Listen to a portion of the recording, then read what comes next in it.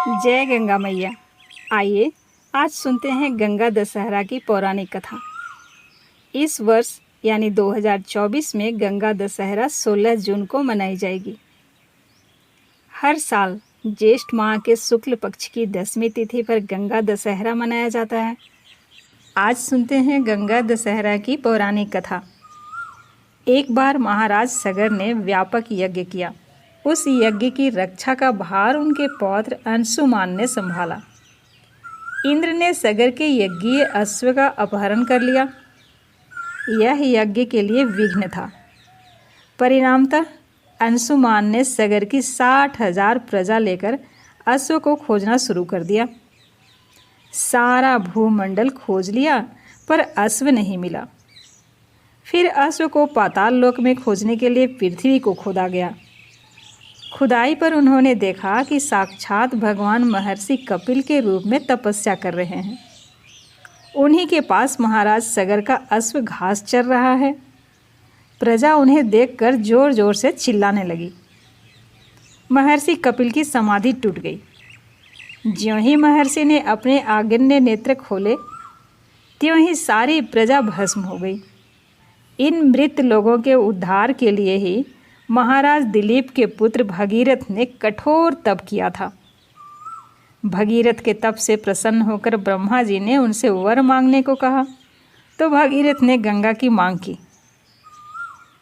इस पर ब्रह्मा जी ने कहा, राजन, तुम गंगा का पृथ्वी पर अवतरण तो चाहते हो, परंतु क्या तुमने पृथ्वी से पूछा है कि वह गंगा के भार तथा वेग को संभाल पाएगी कि नहीं? मेरा विचार है कि गंगा के वेग को संभालने की शक्ति केवल भगवान शंकर में है। इसलिए उचित यह होगा कि गंगा का भार एवं वेग संभालने के लिए भगवान शिव का अनुग्रह प्राप्त कर लिया जाए। महाराज भगीरथ ने वैसा ही किया।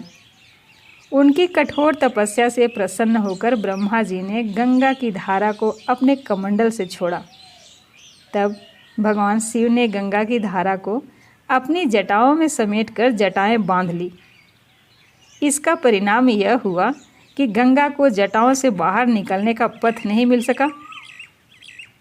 अब महाराज भगीरथ को और भी अधिक चिंता हुई। उन्होंने एक बार फिर भगवान शिव की आराधना में घोर तप शुरू किया।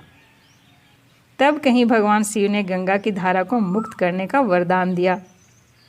इस प्रकार शिव जी की जटाओं से छूटकर गंगा जी हिमालय की घाटियों में कलकल निनाद करके मैदान की ओर मुड़ी। इस प्रकार भगीरथ पृथ्वी पर गंगा का वरण करके भाग्यशाली हुए। उन्होंने जनमानस को अपने पुण्य से उपकृत कर दिया। युगों युगों तक बहने वाली गंगा की धारा महाराज भगीरथ की कष्टमय साधना की गाथा कहती है। गंगा प्राणी मात्र को जीवन दान ही नहीं देती, मुक्ति भी देती है। इसी कारण भारत तथा विदेशों तक में गंगा की महिमा गाई जाती है। जिस दिन माँ गंगा भगवान शंकर की जटाओं में प्रवेश की थीं, वो दिन था वैशाख शुक्ल सप्तमी का, और लगभग 1 महीने तक भगवान शंकर की जटाओं में विचरण करते रहने के बाद माँ गंगा पृथ्वी पर अवतरित हुईं ज्येष्ठ शुक्ल 10वीं के दिन, और इस दिन को हम सब गंगा दशहरा के रूप में मनाते हैं। कहते हैं इस दिन गंगा में स्नान करना चाहिए, माँ गंगा की पूजा करनी चाहिए। माना जाता है कि जो भक्त गंगा दशहरा पर स्नान व दान करते हैं उन्हें शुभ फल की प्राप्ति होती है।